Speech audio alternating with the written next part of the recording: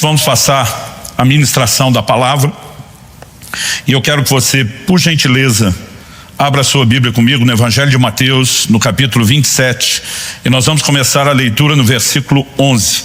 Mateus, capítulo 27, verso 11. Nós vamos ler até o versículo 26. E antes da leitura do texto, estamos iniciando uma nova temática, uma série de mensagens dentro, de uma temática, que é o poder da decisão. Inclusive no domingo que vem eu devo pregar exatamente com esse tema. Tinha me organizado para abrir a série de novas mensagens com essa palavra específica, mas essa semana, enquanto orava, senti de Deus que antes de estabelecer fundamentos sobre decisões, que acredito que são importantes que a gente tenha para entender a dimensão de tudo aquilo que nos será proposto ao longo dessa jornada de ensino, de correção, de encorajamento, eu senti muito forte da parte de Deus que nós deveríamos começar trabalhando a decisão primária, a principal, a mais importante de todas, que é a decisão que cada um de nós precisa tomar a respeito de Jesus. Mas hoje eu quero trazer uma perspectiva que aborde não só a decisão que ainda alguns não tomaram, mas aquela que a grande maioria de nós já tomou e precisa sustentar dia após dia. Mateus capítulo 27, verso 11, nos apresenta Jesus diante de Pilatos. Em algum momento nessa leitura nós veremos que Pilatos faz uma pergunta: que farei de Jesus chamado Cristo? Cada um de nós vai ter que se deparar com essa pergunta e com a resposta dela: o que eu farei a respeito? E esse é o tema da mensagem de hoje: que farei de Jesus chamado Cristo. Verso 11 de Mateus 27. Jesus estava em pé diante do governador e este o interrogou dizendo: você é o rei dos judeus? Jesus respondeu: o Senhor está dizendo isso. E sendo acusado pelos principais sacerdotes e pelos anciãos, Jesus nada respondeu. Então Pilatos perguntou: não está ouvindo quantas acusações fazem contra você? Mas Jesus não respondeu nenhuma palavra, a ponto de o governador ficar muito admirado. Ora, por ocasião da festa, o governador costumava soltar ao povo um preso, conforme eles quisessem. Naquela ocasião eles tinham um preso muito conhecido, chamado Barrabás. Estando, pois, o povo reunido, Pilatos lhes perguntou: quem vocês querem que eu solte? Barrabás ou Jesus, chamado Cristo? Porque sabia que era por inveja que eles tinham entregado Jesus. Estando Pilatos sentado no tribunal, a mulher dele mandou dizer-lhe: não se envolva com esse justo, porque hoje em sonhos sofri muito por causa dele. Mas os principais sacerdotes e os anciãos persuadiram o povo a que pedisse Barrabás e condenasse Jesus à morte. De novo o governador perguntou: qual dos dois vocês querem que eu solte? E eles responderam: Barrabás. Pilatos lhes perguntou: o que faria então com Jesus chamado Cristo? Todos responderam: que seja crucificado. Pilatos continuou: que mal ele fez? Porém eles gritavam cada vez mais: que seja crucificado. Vendo Pilatos que nada conseguia e que ao contrário o tumulto aumentava, mandou trazer água, lavou as mãos diante do povo dizendo: estou inocente do sangue desse homem, fique o caso com vocês. E o povo todo respondeu: que o sangue dele caia sobre nós e sobre os nossos filhos. Então Pilatos lhe soltou Barrabás e depois de mandar açoitar Jesus, entregou-o para ser crucificado. Aqui nós temos um evento crucial que culmina com a sentença de morte do Senhor Jesus. Esse evento seria aproveitado, devidamente gerenciado pelo Deus presciente na sua grandeza e soberania, para que disso pudesse ser extraído lucro para toda a humanidade e redenção. Mas eu gostaria que nós pudéssemos avaliar o que aconteceu em si.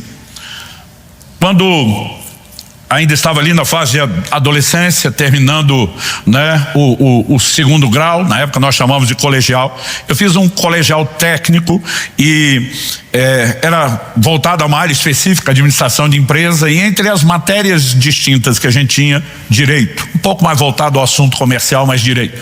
Um dos professores de direito, relacionando um tema com a aula, fez uma observação. Ele toca no julgamento de Jesus diante de Pilatos e ele diz que entre os estudantes de direito isso era considerado o maior julgamento da história. Eu nunca esqueci aquela frase, mas com o tempo eu tentei fazer uma avaliação evidentemente pela leitura dos estudiosos do direito, que eu nunca fui, né, do que foi o julgamento de Jesus diante de Pilatos. Seja pela perspectiva do direito romano, seja pela perspectiva do direito dos judeus, o julgamento, na verdade, foi uma farsa. O que Jesus passa é por um julgamento sumário. Os motivos avaliados são todos os outros. A inveja de quem entregou, um posicionamento político e omisso de quem deveria julgá-lo, e só é chamado de o maior julgamento da história porque o réu é a pessoa mais importante da história. No entanto, o registro bíblico, não apenas de uma fragilidade na perspectiva legal, né, mas de princípios, ele nos ensina e nos orienta algo. Honestamente, eu acho que a grande maioria não queria estar na pele de Pilatos. Ele está dividido e pressionado de todo lado. Ele é pressionado a agradar César e Roma. João capítulo 19, verso 12, diz que falam para ele: se você soltar Jesus, você é meu amigo de César. Ele está se dizendo rei, ele está dizendo senhor, e não existe outro senhor e rei a não ser César. Ele não pode apenas criar um problema com Roma no sentido de reconhecer um outro rei. Ele precisa agradar Roma, gerenciando devidamente a sua província. E ele está diante de uma província conhecida ao longo da história por sua instabilidade, por suas rebeldias. Para que ele consiga agradar Roma gerenciando bem, ele também precisa agradar de alguma forma os judeus. Ao mesmo tempo que eles estão apertando para condenar Jesus, ele precisa ser um juiz íntegro. E não bastasse o dilema entre agradar as duas pontas, ele recebe um recado da sua mulher na hora que vai para o julgamento: não se envolva na questão desse justo. Ela está chamando Jesus de justo. Eu sofri muito em sonho por causa dele. Não me diga você que esse sonho na noite anterior ao julgamento é aleatório. Isso é algo espiritual. Não me diga você que o sonho foi de origem maligna. A Bíblia diz que o diabo entrou em Judas para iniciar todo esse processo de entregar Jesus para matá-lo. O diabo não ia chamá-lo de justo, nem pedir, né, que Pilatos se omitisse. Nós temos uma intervenção divina acontecendo.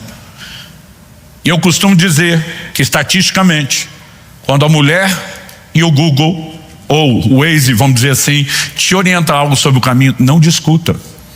Marido, estatisticamente nós perdemos as discussões. Ele agora tem outra situação. A mulher está mandando um recado que provavelmente será acompanhado depois da famosa frase: eu te falei, eu te disse. E ele está pressionado de todos os lados. Mas o que eu e você precisamos entender é que todo esse cenário não foi registrado à toa. Romanos capítulo 15, verso 4 diz que tudo quanto foi escrito para nosso ensino foi escrito. Nós temos exemplos positivos e negativos ao longo de toda a escritura que deveriam orientar as nossas escolhas. E aqui nós temos algo interessante. Quando eu era adolescente, me lembro de uma ocasião onde, lendo a biografia de Moody, o grande evangelista de Chicago, em algum momento havia uma menção dele em algum dos seus diários de que no dia anterior ele havia pregado o sermão intitulado "Que farei de Jesus chamado Cristo". Essa foi a primeira vez que eu vi alguém dizer: dá para pregar um sermão com esse título. Eu fiquei muito curioso, porque a biografia não dizia qual era o sermão, não dizia o que foi pregado. Eu fiquei ao longo de anos tentando imaginar o que é que poderia sair daí, né? Achei muito legal a temática. Imaginava que a aplicação seria chamar as pessoas a uma decisão, mas nunca saiu nada. Até que ali por 97 ou 98, eu tive um sonho. Na verdade foram 3 sequências de sonho, 3 noites seguidas. A primeira noite, eu sonho com a temática, alguém está me dando uma aula a respeito do assunto, e eu acordei e iniciei um livreto que eu tenho com esse título: Que farei de Jesus chamado Cristo. A mensagem de hoje é um pequeno resumo, né, e condensação dele. Eu acordei às 3 da manhã em ponto, com aquela clareza de entendimento. Sentei no computador, escrevi o capítulo 1 e 2, voltei a dormir. A noite seguinte, eu acordo de novo às 3 horas, e eu tive a continuação do sonho. Escrevi o capítulo 3 e o 4, voltei a dormir.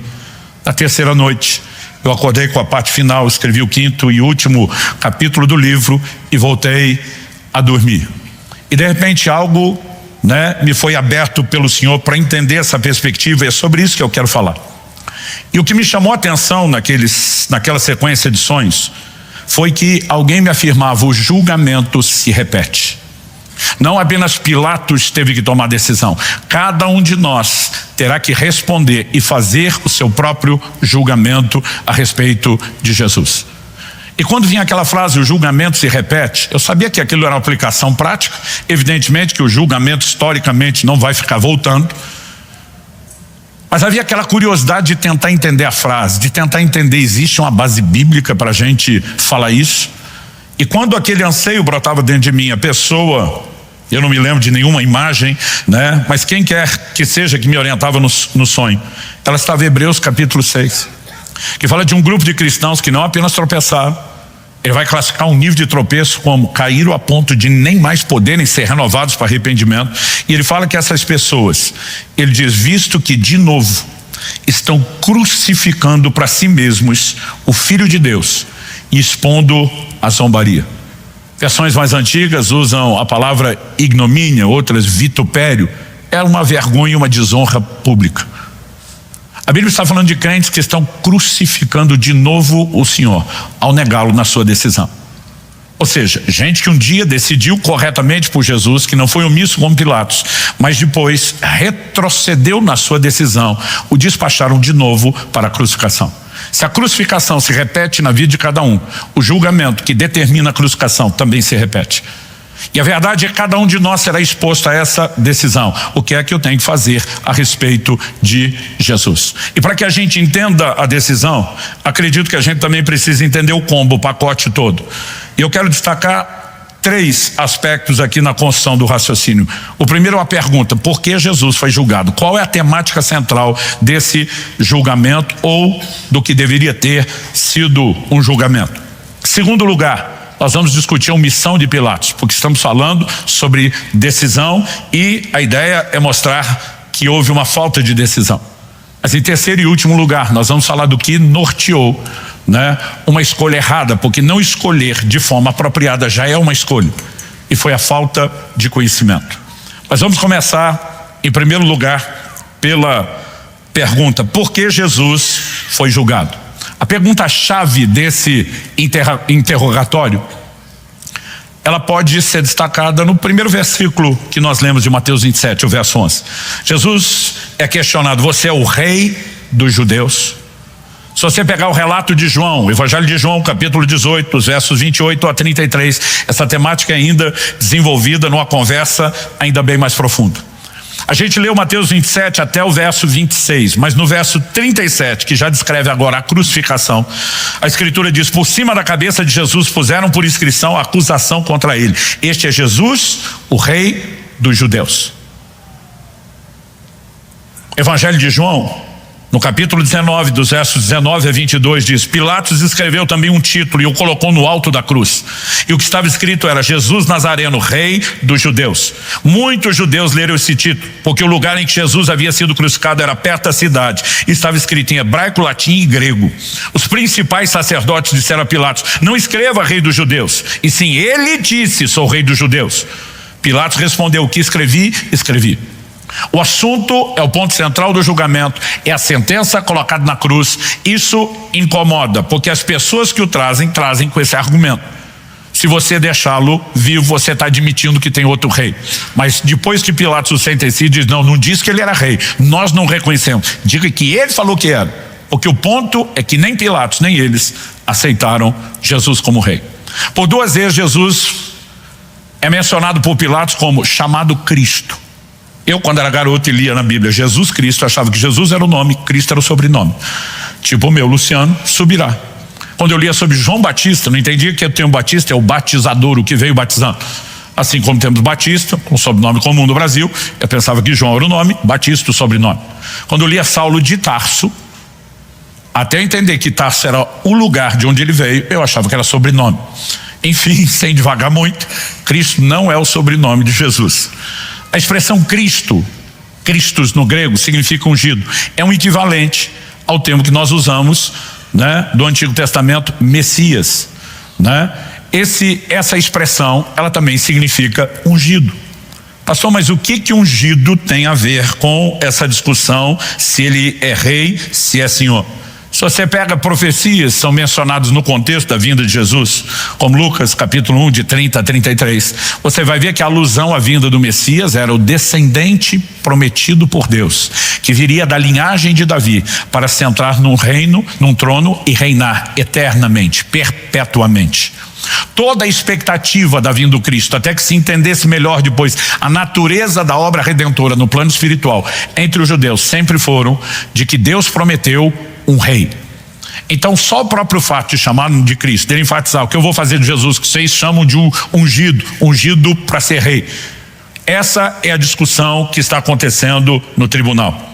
Interessante que em 1 Timóteo, no capítulo 6, no verso 13, Paulo diz: olha, diante de Deus e de Cristo Jesus, que perante Pôncio Pilatos fez a boa confissão, eu te exorto a que guarde, esse mandato imaculado, irrepreensível, até a manifestação do nosso Senhor Jesus Cristo. Ele diz: no qual no tempo certo há de ser revelado pelo bendito e único soberano, o Rei dos reis e Senhor dos senhores. As palavras rei e senhor são apresentadas sempre de forma conectada. Mas quando a Bíblia chama Jesus de Rei dos reis, Senhor dos senhores, nós precisamos entender algo. A palavra traduzida Senhor, eu falei 2 semanas atrás aqui sobre redenção, e nós falamos que o amo era o dono, era o proprietário de um escravo. Ele era chamado pelo servo, que era o escravo, de Quírios, Senhor. Era o possuidor, o dono dele. Em toda a Roma, muitos eram senhores de escravos. Mas havia um senhor de todos os senhores, que era César. Ou seja, não era apenas tratar Jesus como dono de alguns. Quando diz Senhor dos senhores, é o dono de todos, o rei de todos os reis. Olhavam para César com o império mundial, conquistando, subjugando os outros reinos, dizia: esse nós dominamos, também são reis, mas debaixo de um rei maior. Essa lógica é aplicada a Jesus o tempo todo na Bíblia. Até quando ele é chamado de pastor, ele é chamado de o sumo pastor, o supremo pastor, que trabalha com seus pastores auxiliares, que o ajudam a cuidar do seu rebanho. Agora, quando nós olhamos a temática o tempo todo, é uma só: Jesus é ou não é rei? E o que é a boa confissão que Jesus mantém diante de Pôncio Pilatos, que o apóstolo Paulo está citando em 1 Timóteo capítulo 6, verso 13, e João no capítulo 18, no verso 37. Quando Pilatos insiste perguntando a Jesus: você é rei? A resposta de Jesus é: eu para isso nasci e vim ao mundo. Só encarnei e entrei nessa terra para ser rei. Toda a obra da redenção, ela envolve não apenas o perdão dos pecados, o resgate da propriedade perdida, mas ela culmina com o senhorio, o reinado, o governo de Jesus sobre os nossos corações.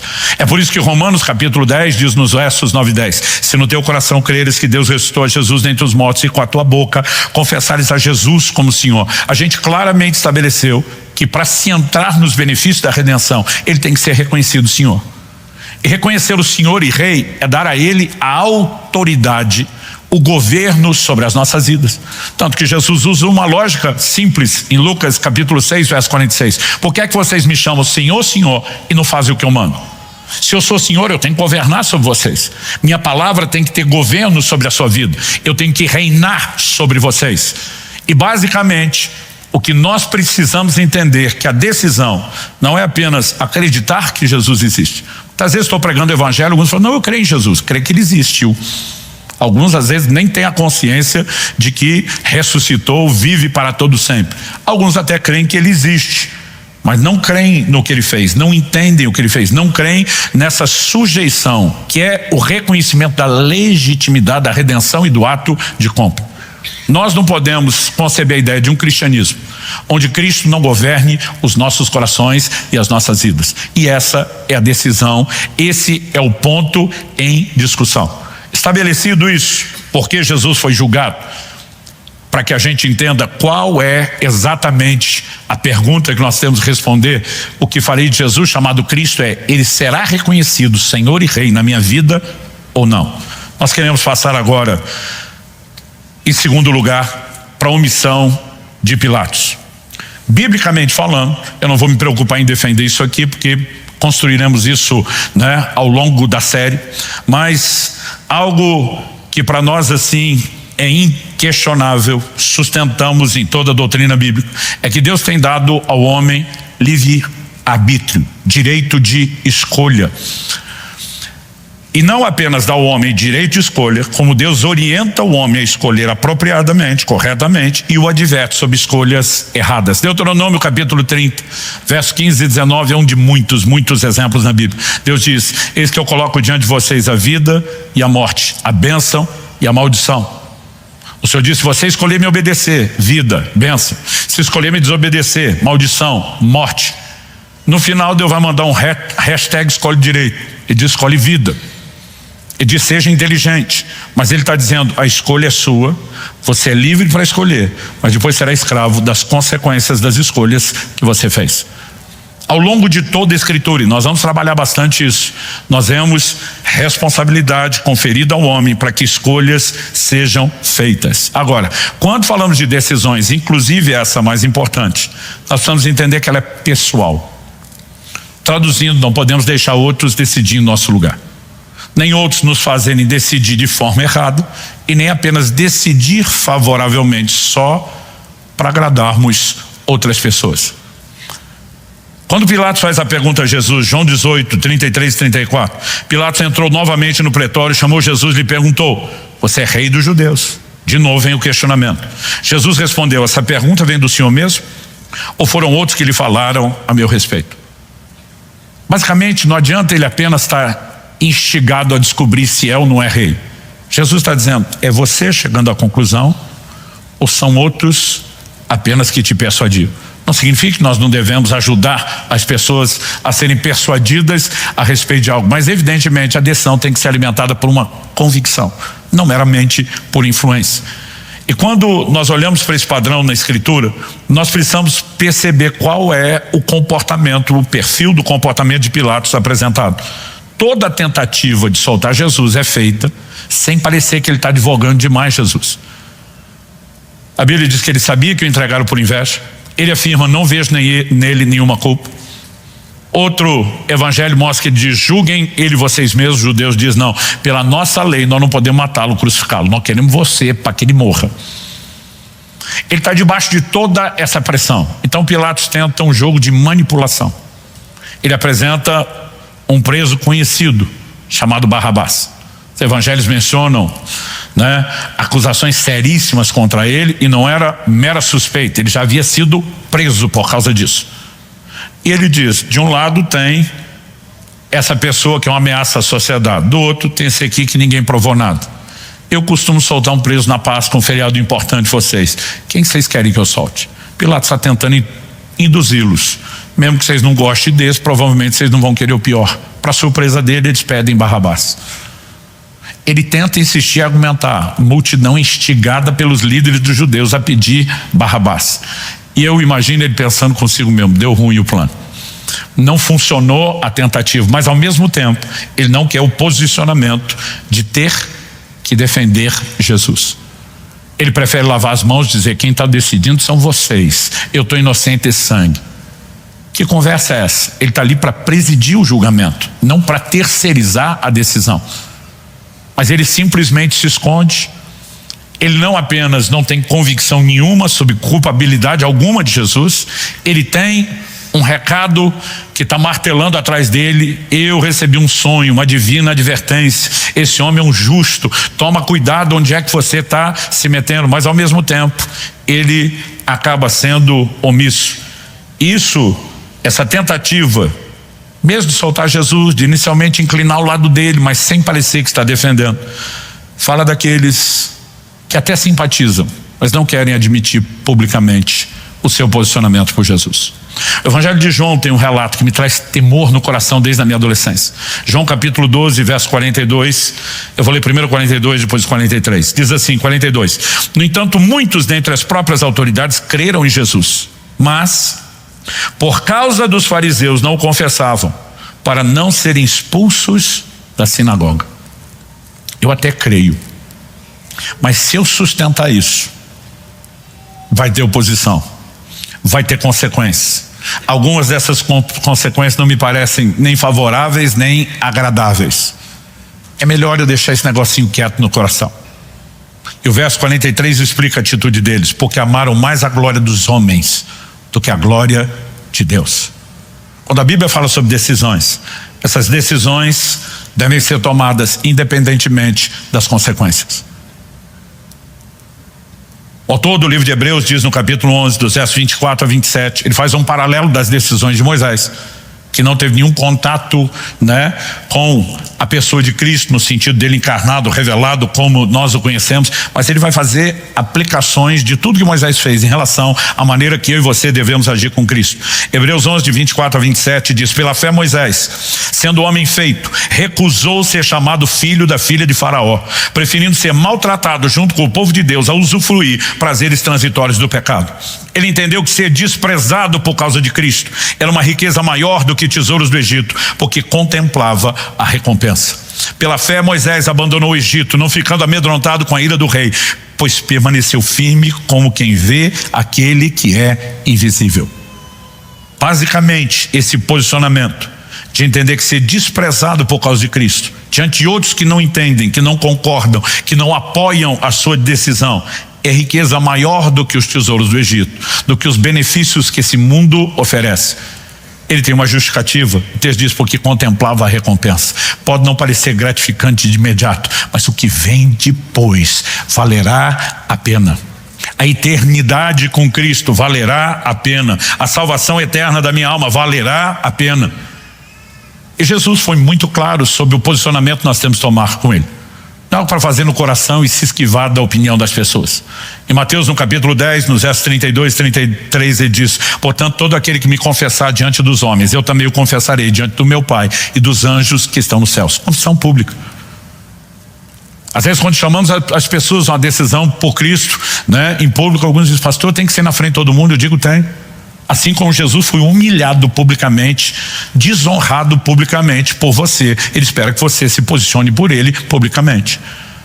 Mas se você o confessa diante desse público, ele vai te confessar diante de um outro lá no céu, diante do seu Pai e dos anjos que estão no céu. Mas se você o negar aqui, ele também vai te negar lá. De novo, nós temos um respaldo. Jesus disse: se você confessa aqui, será confessado lá. Honestamente, eu não consigo entender a lógica do predeterminismo, que dizem que se alguém confessou Jesus aqui é porque foi confessado primeiro lá. Toda a ordem bíblica é: quem crê será salvo, quem não crê será condenado. Essa turma acredita, não, quem foi salvo vai crer e quem nunca foi salvo não vai crer. Eles invertem toda a ordem bíblica, do posicionamento de decisão das pessoas. Nós precisamos entender que decisões são tomadas ou não deveriam ser tomadas para agradar a outros, mas diante de um senso de consciência clara diante de Deus. E depois de tomadas, elas devem ser sustentadas. Sempre haverá uma concorrência, 2 tipos de voz. A voz divina pode se manifestar de diversas formas. Através de alguém que Deus coloca no caminho de uma pessoa para testemunhar clara, explícita e abertamente sobre Jesus. Às vezes nós temos recursos, hoje não apenas das mídias, das redes sociais, e no meio de tanta porcaria que circula por aí, graças a Deus, ainda tem muito conteúdo bom proclamando a mensagem do Evangelho. Às vezes podem ser situações das mais inusitadas. Aqui a mulher de Pilatos diz: eu tive um sonho. A advertência é trazida, mas Pilatos se omitiu para não perder privilégios. E na verdade o que ele não percebeu é que, por não querer perder privilégios inferiores, menores, momentâneos, efêmeros, passageiros, ele comprometeu os superiores, os eternos, os duradouros. Muitas pessoas acreditam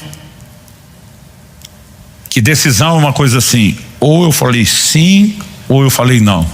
No reino de Deus, não decidir já é uma decisão. Infelizmente, não é a decisão favorável. Eu gosto de citar um exemplo de uma irmã que se converteu quando nós estávamos no prédio da Água Verde. Depois, por proximidade, ela foi congregar no Alcance Pinhais. Que ele termina uma reunião à tarde com as mulheres e ela simplesmente entra e diz: eu preciso que alguém ore comigo porque eu quero entregar a vida a Jesus. É o tipo de coisa que você vê a pessoa já chegar se oferecendo, pedindo, insistindo. Que ele queria ter certeza que ela entendia e ela estava bem informada sobre o que era o Evangelho. Que ele queria entender se ela compreendeu o que era a decisão. Ela não só compreendeu, ela sabia que ela tinha que fazer em público. E curiosa, ela pergunta: você chegou pronta? Só esperando que alguém ore com você. Ela falou: eu quero fazer na frente das pessoas. O que aconteceu? Ela falou: hoje No horário do almoço, quando eu saí do trabalho, eu liguei o rádio do carro, trocando de estação, tinha um pastor pregando. Só fui entender que era um pastor depois. Falou, ele só contou uma alegoria, nem era um texto bíblico. Talvez o texto tivesse sido citado antes, seria depois, mas eu peguei aquela parte. E a história me chamou a atenção, porque ele falava de um homem andando em cima de um muro, e de um lado do muro tinha o terreno que parecia ser de Deus, porque os anjos estavam por lá e insistiam para ele descer, para ir para o lado dele. Insistiam muito, de forma muito polida, educada, amorosa, mas insistiam muito. Do outro lado do muro, ele viu o que parecia ser o terreno de Satanás, porque estava cheio de demônios, mas os demônios não estavam nem aí para ele. Ninguém falava com ele, ninguém o convidava, ninguém o chamava para descer, e ele foi ficando incomodado. Por que a turma de um lado me quer muito, a outra não está nem aí? E curioso, ele pergunta para um demônio, ei, a concorrência está me chamando o tempo todo, vocês não vão me chamar? O demônio falou, não. Ele falou, por que não? Ele falou, o muro é nosso. A gente não precisa te chamar, você já está do nosso lado. E aquilo chocou ela, porque ela percebeu que até então ela estava em cima do muro, nunca tinha tomado a decisão. E não decidir já é uma decisão. A omissão é uma decisão. Agora, o que eu e você precisamos compreender é o que norteou a omissão de Pilatos. Primeira carta de Paulo aos Coríntios, capítulo 2, dos versículos 6 a 8, e agora eu vou para o meu terceiro tópico, a falta de conhecimento. A Escritura diz assim, no entanto, transmitimos sabedoria entre os que são maduros. Não, porém, a sabedoria desse mundo, nem a dos poderosos dessa época, que são reduzidos a nada. Pelo contrário, transmitimos a sabedoria de Deus em mistério, sabedoria que estava oculta e que Deus predeterminou desde a eternidade para a nossa glória. Nenhum dos poderosos desse mundo conheceu essa sabedoria, porque se a tivessem conhecido, jamais teriam crucificado o Senhor da glória. Ele está falando não de uma sabedoria humana terrena, está falando de entendimento espiritual. E ele começa a argumentar, não é a sabedoria desse mundo, nem dos poderosos dessa época. Ele menciona, se os poderosos desse mundo tivessem conhecido, jamais teriam crucificado. Ao falar dos poderosos, ele não está falando meramente das autoridades dos judeus, mas principalmente do Império Romano, que dominava, os judeus, e ele está falando de Pilatos. Ao que eu e você precisamos entender, se tivessem o conhecimento de Deus, a revelação correta, não teria crucificado. Daqui a pouco nós vamos ver outra frase de Jesus para Pilatos. Se você pega o apóstolo Paulo pelo Espírito dizendo, se tivesse conhecido, não teria crucificado. Se você pega Jesus falando para Pilatos, que estava pecando, nós vamos ver daqui a pouco. Se você pega a lógica da mulher de Pilatos enviando o recado para ele por um sonho divino, nós não podemos acreditar, como alguns tentam pregar, que Pilatos foi predeterminado a fazer tudo aquilo e que ele não tinha escolha. Ainda que Deus, presciente das escolhas de Pilatos, decidisse usar isso em favor do mundo, nós não podemos tratar Deus como o causador disso. Nem tampouco da decisão de Judas, que deu início a todo o processo ao trair Jesus. Ainda que Deus usasse. Como sabemos disso? Em João, no capítulo 19, nos versos 10 e 11, nós lemos, então Pilatos o advertiu, você não me responde? Não sabe que tem autoridade tanto para soltar você como para crucificá-lo? Jesus respondeu, o Senhor não teria autoridade nenhuma sobre mim se de cima não lhe fosse dado. Eu gosto desse confronto de Jesus com Pilatos. Por isso, quem me entregou a ti, maior pecado tem. Para dizer que outra pessoa tem maior pecado, ele está dizendo para o Pilatos, você está pecando na forma como você está lidando. Mas quem me entregou a você, as autoridades dos judeus, têm um pecado maior que o seu.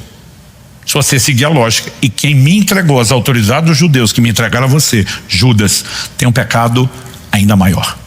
Porque a progressão de pecado, se todo mundo está rejeitando e sentenciando Jesus, qual é o diferencial que agrava o pecado? Se Pilatos estivesse só executando a vontade de Deus, não tivesse opção, Jesus não ia chamá-lo de pecador, é só um servo. Se Deus predeterminou isso para ele, não faz sentido ele dar um sonho para a mulher e dizer, previne seu marido para agir direito. Aí ele estaria bem confuso a respeito do assunto. Toda a lógica nos mostra que Deus espera que cada um tome decisões corretas. A diferença é que um Deus presciente não é pego de surpresa por nenhuma decisão.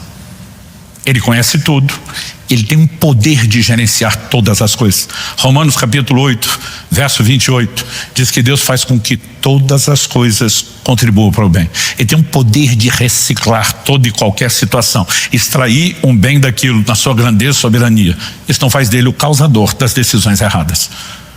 Mas qual é a diferença de padrão das decisões? E você precisamos entender que há um elemento. Só recapitulando aqui a ideia antes de avançarmos, Pilatos fez sua própria escolha e pecou. É a classificação de Jesus. Deus soberanamente usou isso em favor da humanidade, mas Jesus não removeu a responsabilidade de Pilatos. Segunda observação, embora o destaque fosse o pecado do Pilatos, ele vai enfatizar o pecado dos outros serem maior. Como o pecado de alguém pode ser maior? Vamos pegar a lógica do próprio ensino de Jesus. Lucas capítulo 12, versos 47 e 48. Aquele servo que conheceu a vontade do seu senhor e não se aprontou, nem fez segundo a sua vontade, será punido com muitos açoites. Porque será punido? Desobediência. Ele não está no direito de não obedecer ao seu senhor. Aquele, porém, que não soube a vontade do seu senhor e fez coisas dignas de reprovação, levará poucos açoites. Também vai levar açoite, porque também não fez. Mas tem uma diferença na quantidade de açoites. Agora olha a lógica do ensino de Jesus no final do 48. Aquele a quem muito foi dado, muito lhe será exigido. Aquele a quem muito se confia, muito mais lhe pedirão. Então, os dois são omissos com a vontade do Senhor, os dois são punidos. Essas são as similaridades. Quais são os elementos diferentes? Um é punido com poucos, o outro é punido com muitos açoites. E a pergunta é, por que a diferença de açoites? O que é punido com muitos, conheceu e deliberadamente não fez. O que foi punido com menos açoites, não conheceu, por isso não fez. Ah, pastor, mas se não fez, por não ter conhecido, o que foi punido? Porque tinha que ter conhecido. Mas o outro que conheceu, ele tem uma responsabilidade, uma cobrança maior. Jesus está dizendo para Pilatos, de toda essa turma que fez parte do complô contra mim, você é o que menos entende sobre mim, sobre minhas promessas.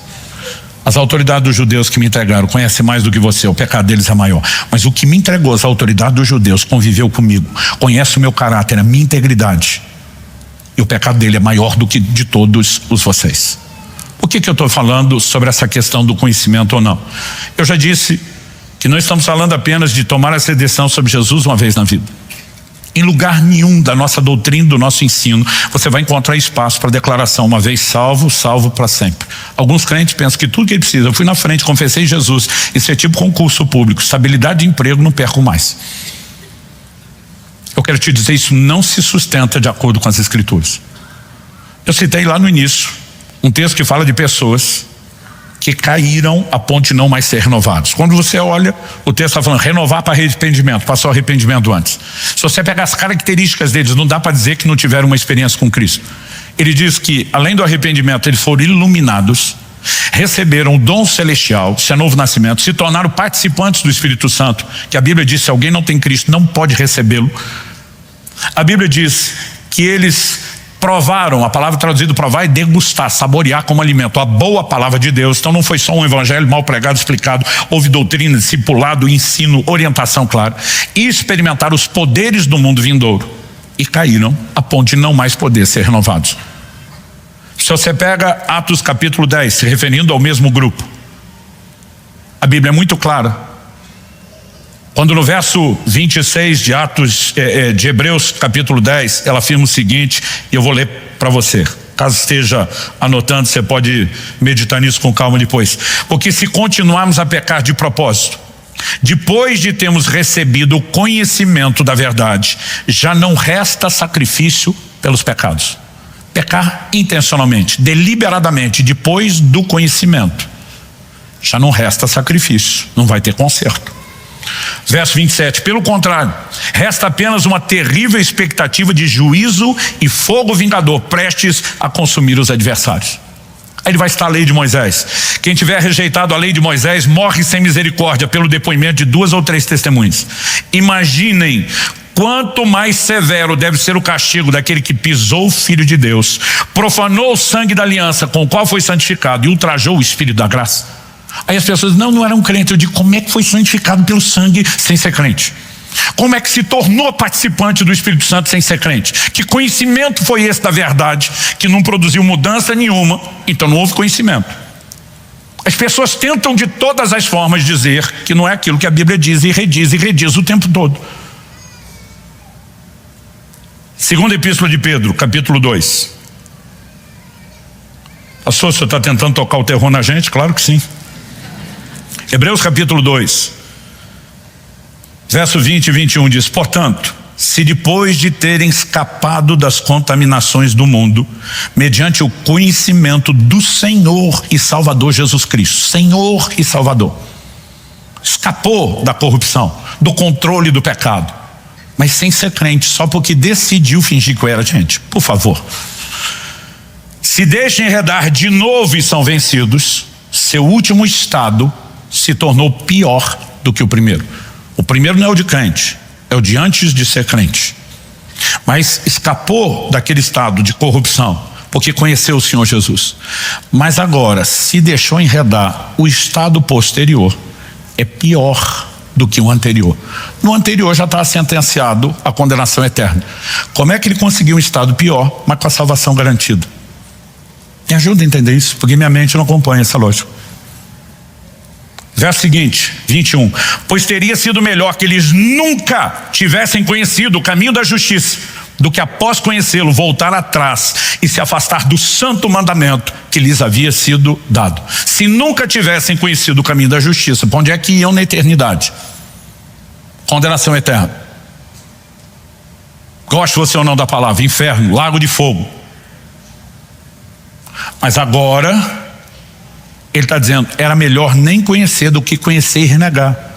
Ele não está dizendo que vai para um lugar melhor. Ele está dizendo que além de ir para o mesmo inferno e ser punido, a punição lá vai ser diferenciada. Assim como o galardão diante de Deus no céu é diferenciado para todos os salvos, para todos os eternamente condenados, a punição também será diferenciada. Conhecer Jesus não é apenas um privilégio, é uma grande responsabilidade. E nós não podemos brincar com isso. Eu não estou dizendo, gente, tropeçou, caiu, não tem volta. O diabo tenta enganar muito o crente que tropeçou, como se tudo tivesse perdido, para que ele não recomece. Tiago capítulo 5, versos 19 e 20 diz: meus irmãos, se alguém entre vocês se desviar da verdade e alguém converter, o desviado precisa de conversão, assim como o cara que está convertendo a primeira vez. Saibam que aquele que converte o pecador do seu caminho errado salvará da morte a alma dele, cobrirá uma multidão de pecados. Se a Bíblia estivesse falando de desvio, não tem mais jeito, não teria declarações como essa. Alguns podem passar o trecho. Todo dia alguém falou: pastor, eu acho que eu já passei. Eu falei: você nem estaria aqui no culto querendo consertar as coisas com Deus se tivesse passado. Mas o ponto a ser explorado aqui é conhecimento. Não se brinca com a decisão. Quando falamos de decidir Jesus, não é uma vez, é sustentar dia após dia essa decisão. Porque esses crentes que um dia decidiram o direito, não, ele não vai para a cruz, ele é justo, ele é Senhor, ele é Rei, ele entra na minha vida, mas agora voltam a pecar, sentenciaram ele para a cruz de novo, ou seja, anularam a primeira decisão para imitar Pilatos. Ou seja, eu não quero falar apenas a quem ainda não tomou essa decisão pela primeira vez. Evidentemente, também queremos alcançar esses com a mensagem, mas todos aqueles que já decidiram, nós vamos precisar dia após dia sustentar de modo contínuo, permanente, progressivo, uma escolha. Ele continuará sendo Rei e Senhor sobre minha vida. Eu vou continuar me sujeitando e entregando a Ele. Essa é a decisão primária, não apenas porque começa, primária porque é a mais importante do que todas as outras. E quando a gente fala disso, nós precisamos levar em conta alguns elementos. Como eu posso ter o conhecimento? Jesus diz: examinai as escrituras, são elas que testificam a respeito de mim. A gente diz muito para as pessoas: ler a Bíblia. Alguns dizem: sozinho não consigo entender, deixa a gente ajudar a entender. Mas sempre que há uma receptividade no coração, que o homem dá o primeiro passo, ele entra no movimento de interação, haverá socorro divino. A Bíblia diz que Paulo estava pregando em Filipos, e Atos no capítulo 16 nos diz no verso 14 que Deus abriu o coração de Lídia para entender e atender ao que Paulo dizia. Sempre que existe fome, que existe interesse, haverá uma intervenção de Deus. Mateus 16, Jesus pergunta para os discípulos: o que é que estão dizendo a meu respeito? Imagina dizendo: olha, a bolsa de aposta mais ou menos o seguinte: tem gente dizendo que o senhor é o Elias que viria, tem gente dizendo que o senhor João Batista ressuscitou dos mortos, até a Jeremias já entrou no bolo. Aí Jesus pergunta: e vocês, o que dizem? O que é importante não é que você decida baseado na opinião dos outros, mas que você busque o entendimento. Pedro responde: tu és o Cristo, o ungido, o Messias, aquele que veio reinar sobre as nossas vidas. Quando diz isso, Jesus responde: bem-aventurado é você, Simão, filho de Jonas. Não foi carne e sangue, não foi pessoas que te revelaram isso, foi meu Pai que está no céu. O que significa revelação? A palavra revelação, Apocalipse, que é o título do último livro da Bíblia, no grego, ela significa remover o véu. Tem algo impedindo a pessoa de ver, e de repente o véu é removido e ela consegue entender. As pessoas não terão uma profunda clareza de entendimento de Jesus sem a ajuda do próprio Deus. Mas isso não significa que Deus fará de forma unilateral ou arbitrária. Sempre que há fome, que há anseio, que há questionamentos, que existem indagações, Deus começa a nos levar a uma compreensão maior. E se houver o desejo sincero.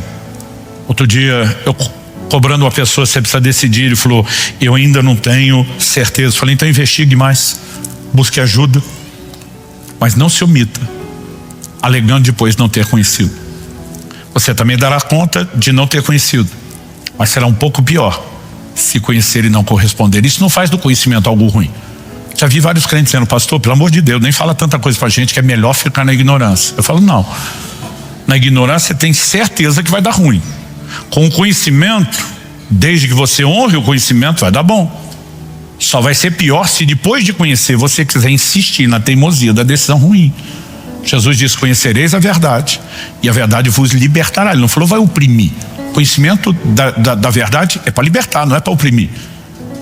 Mas quanto mais conhecemos, maior é a responsabilidade de correspondência. E eu espero ter aumentado seu nível de cobrança a partir de hoje. Mas ao mesmo tempo, espero que isso te ajude a sustentar dia após dia a decisão: Jesus será o meu Rei, o meu Senhor. Eu quero que você feche seus olhos por um instante. Assim como fizemos há 2 semanas atrás, quando falei aqui sobre redenção, eu gostaria que nós pudéssemos tirar alguns minutos declarando e reafirmando o senhorio de Jesus sobre as nossas vidas. Mas enquanto você ora, reafirmando, redecidindo, decidindo nunca deixar frágil essa decisão sobre Jesus, eu quero fazer um convite a 2 grupos de pessoas. Talvez a gente tenha aqui, ou nos acompanhando pela internet, ou até mesmo você que está assistindo o evento gravado depois, aqueles que ainda não tomaram uma decisão por Jesus. Você nunca tomou essa decisão. Talvez você simpatize, você pense bem, você com Pilatos até quer defender, mas nunca teve a coragem de ter o posicionamento. Eu vou decidir e vou sustentar isso publicamente. E a gente não quer que esse momento passe sem que você tome a decisão mais importante de toda a sua vida. Não só a vida terrena e atual, mas a vida eterna. Mas eu quero fazer um convite a um segundo grupo. E esse é tão importante, tem o mesmo peso que o primeiro convite do primeiro grupo. Talvez nós tenhamos pessoas aqui que um dia tomaram a decisão. Você não sentenciou Jesus à cruz, você decidiu corretamente, mas ao longo da caminhada, por diversos motivos que nem dá tempo de tentar especular aqui, você se aliou àquele grupo de Hebreus 6 que crucificou Jesus de novo. Você anulou a primeira decisão. Você deixou de submeter ao senhorio, ao governo dele. Você tentou ser dono da própria vida, do próprio nariz. E desde então, as coisas não estão bem. E você não sente apenas saudade de uma experiência. Você sente uma profunda falta de uma conexão que já não está mais aí. E você precisa de recomeço. Você precisa de reconciliação. Você precisa de uma conversão. A palavra converter não fala de acreditar pela primeira vez, fala de alguém que está indo no meio do caminho. E arrependimento, metanoia, uma mudança de mente, pensamento e conduta. Ela pega o caminho de volta. Você pegou o caminho para longe, agora precisa converter, voltar e pegar o caminho de volta. Tanto a primeira como a segunda decisão como Jesus disse, tem que ser feito diante dos homens. E quando nós convidamos as pessoas a essa adesão pública, não é para expô-las como se fosse no sentido de vão me julgar, me criticar. Primeiro é o padrão que Jesus estabeleceu e ele justifica essa decisão. Mas segundo, você está num ambiente de total apoio, não de julgamento. Jesus diz que a festa nos céus quando o pecador se arrepende. E ele nos mandou orar que a vontade dele seja feita na terra como é feito no céu. Então a gente entende que é para fazer festa aqui do mesmo jeito que fazem lá. Sua decisão será apoiada, celebrada nesse momento. Vários já estão orando, intercedendo para que você tome a sua decisão. Então enquanto os demais oram pela sua vida e pela vida dos outros, eu quero que esses que precisam responder apropriadamente o que fazer de Jesus chamado Cristo, se ele será ou não o Senhor e Rei da sua vida, que vocês possam, eu vou pedir que todo mundo fique em pé, isso vai facilitar o trânsito, mas que essas pessoas precisam da decisão pela primeira vez ou de uma reconciliação, que você saia bem depressa do seu lugar, o mais rápido possível, e venha aqui pertinho de mim, aqui à frente. Nós vamos orar com você. Nós vamos orar com você. Pode vir. Depressa e sem acanhamento. Eu repito, essa decisão mais importante.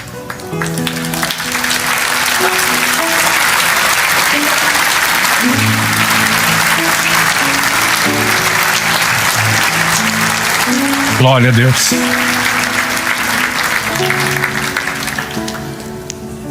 Há pelo menos 38 anos eu faço isso. Não há uma única vez que essas decisões não me emocionam. Há mais alguém? Talvez você esteja numa luta interior. Eu não acho que eu estou tão ruim, afastado ou complicado. Mas se tem algo aí dentro de você sugerindo, só vai. Então só vem, meu filho. Depois você tenta entender o que está acontecendo. Mas a Bíblia diz, se hoje ouvides a sua voz, não endureça o coração. Ah, mas se eu for, vão achar que eu não sou muito crente. Essa altura, nós não estamos ligando o que os outros pensam. Eles só vão apoiar, qualquer que seja a sua decisão, qualquer que seja o motivo. A gente só não quer que você venha arrastado, porque a decisão é sua. Porque se eu soubesse quem está no conflito, eu ia te buscar pela mão. Falar pelo cabelo é feio, então pela mão é mais gentil. Há mais alguém? Vou pedir para você checar com o vizinho da direita e da esquerda.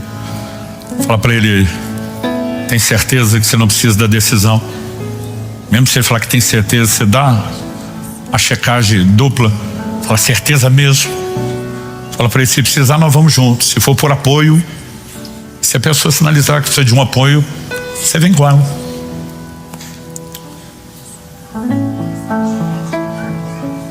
Glória a Jesus.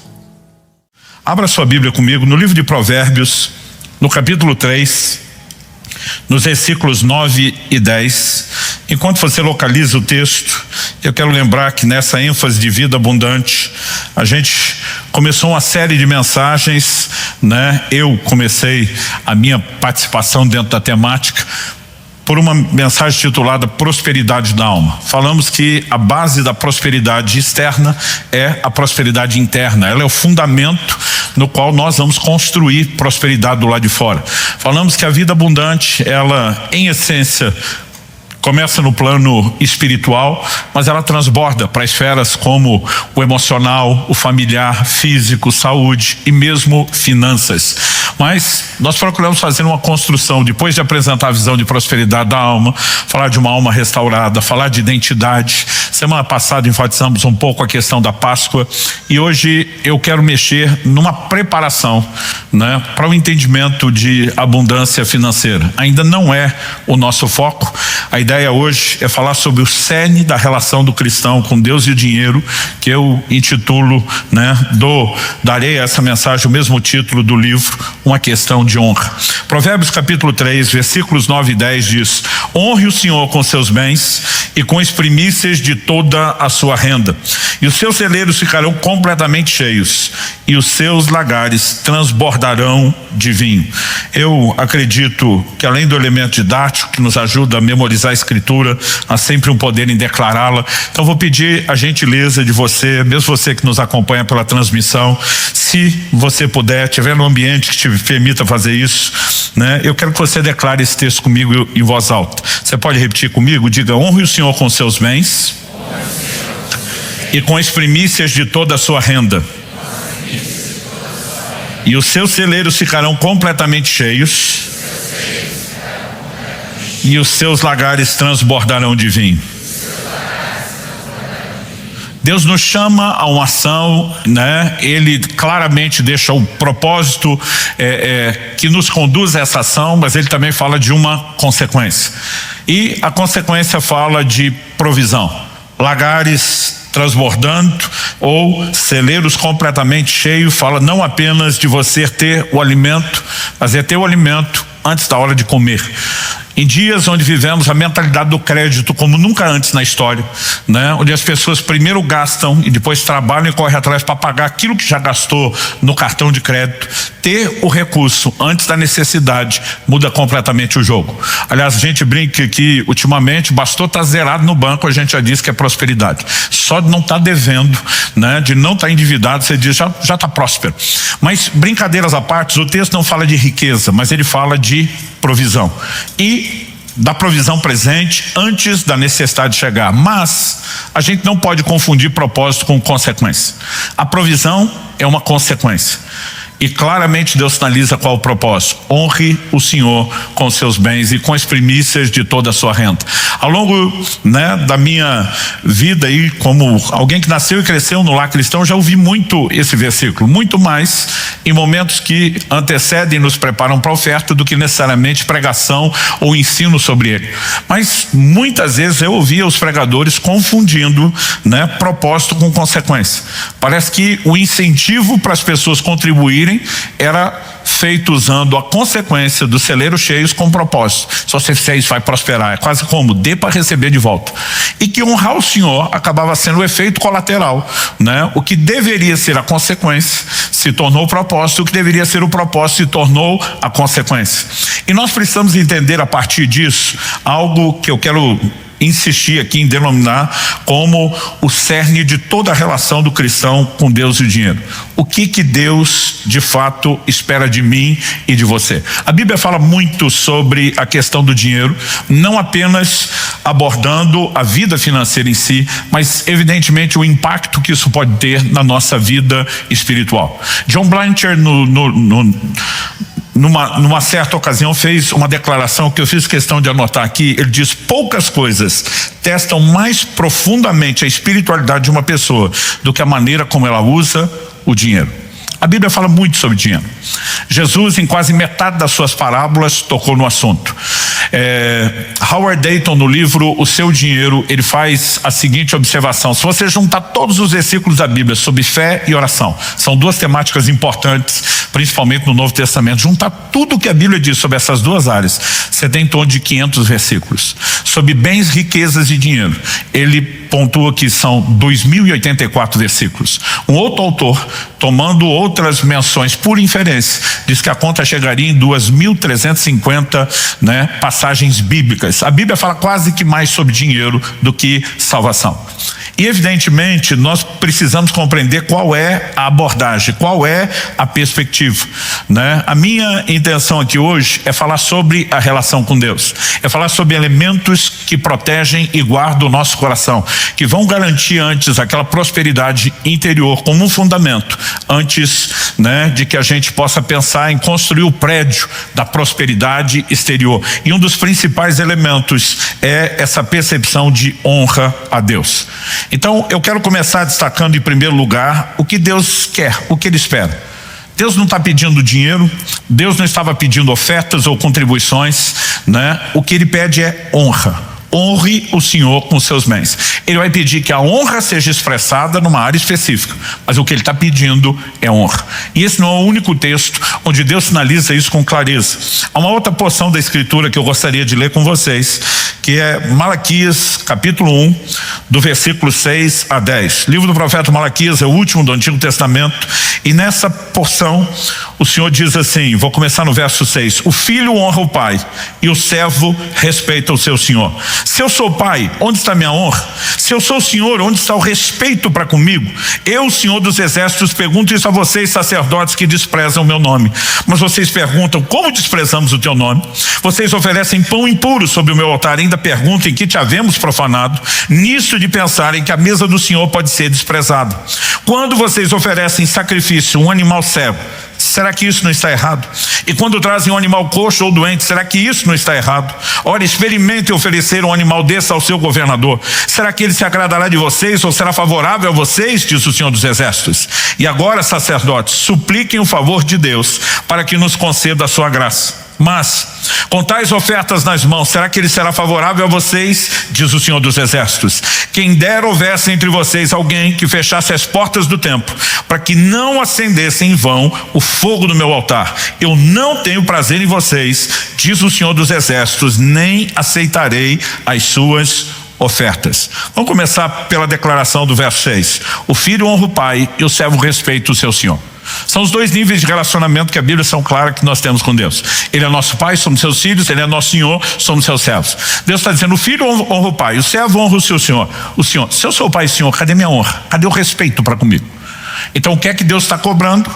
Sinaliza exatamente o que ele quer, honra. Deus não estava pedindo oferta e o povo estava trazendo as ofertas.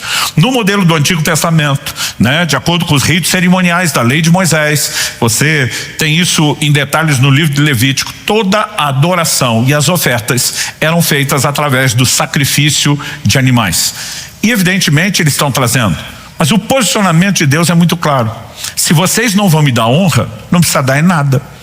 Deus chega a fazer a seguinte declaração no versículo 10: quem dera houvesse entre vocês quem fechasse as portas do templo, para que vocês não acendessem em vão, à toa, inutilmente, o fogo do meu altar. Deus está dizendo, se vocês não vão me dar a honra que eu quero, não precisa dar em nada. Em outras palavras, Deus está dizendo, por mim pode fechar a porta do templo, apaga o fogo do altar e vamos acabar com a brincadeira, porque ou vocês entregam o que eu espero ou não precisa dar outra coisa. E basicamente Deus está dizendo, eu nunca pedi oferta, eu pedi que a oferta de vocês expressasse honra.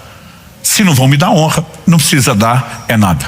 Quando olhamos para as Escrituras, esse posicionamento de Deus em busca não da oferta, não daquilo que entregamos, mas do que deveria ser comunicado através desse tipo de entrega, sempre aponta numa mesma direção. Se o que Deus quisesse fosse o dinheiro, qualquer oferta entregue o agradaria. Se o que Deus quisesse fosse a oferta, mesmo que no Antigo Testamento não fosse sempre em dinheiro, mas sempre envolvia bens materiais, então a mera oferta deveria agradá-lo.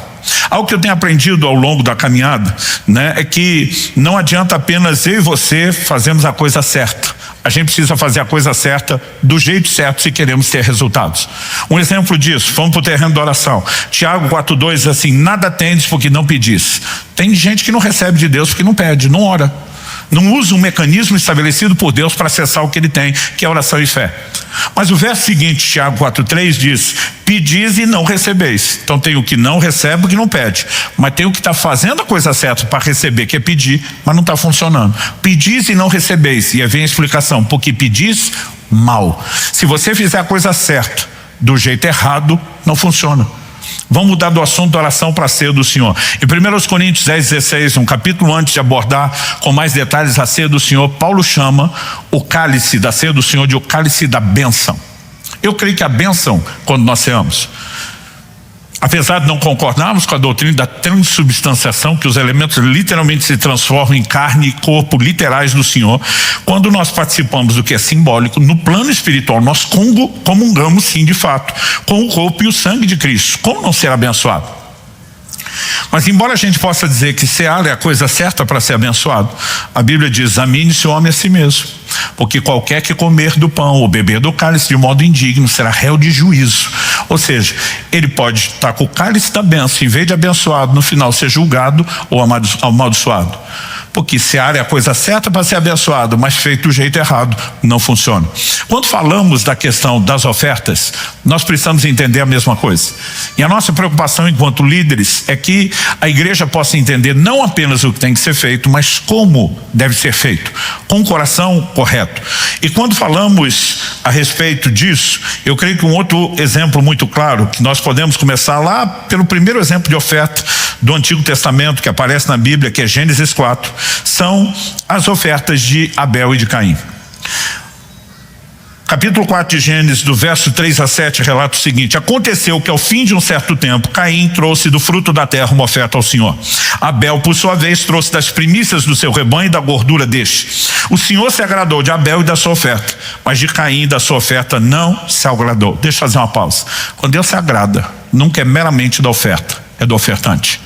Mas se ele desagradar, também não é só da oferta, é do ofertante. Aliás, Malaquias 1:9, que nós lemos antes, faz a pergunta: com tais ofertas nas vossas mãos, aceitaria ele a vossa pessoa? O que Deus aceita é o ofertante, mas quando rejeita é o ofertante. O texto diz: o Senhor se agradou de Abel, da sua oferta, mas de Caim, da sua oferta, não se agradou. Caim ficou muito irritado, fechou a cara. Então o Senhor lhe disse: por que você anda irritado e por que essa cara fechada? Se fizer o que é certo, não é verdade que você será aceito? Deus está dizendo: você pode mudar o jogo, é só fazer o que é certo. Mas os dois ofertaram. Não era o que é certo, sim, mas é fazer o que é certo, do jeito certo. Nós podemos dizer que ao ofertar, Caim fez o que era certo, mas não fez do jeito certo. E a Bíblia nos mostra exatamente onde um acerta e onde outro erra. Quando você olha para a oferta de Caim, a Bíblia diz que Caim, ao fim de um certo tempo, trouxe uma oferta ao Senhor. A Bíblia diz: Abel, por sua vez, trouxe das primícias do seu rebanho. A palavra primícia significa os primeiros frutos. Eu já vi gente tentar explicar e trazer explicações assim, quase que mirabolantes sobre por que a oferta de um foi aceita, de outro rejeitada.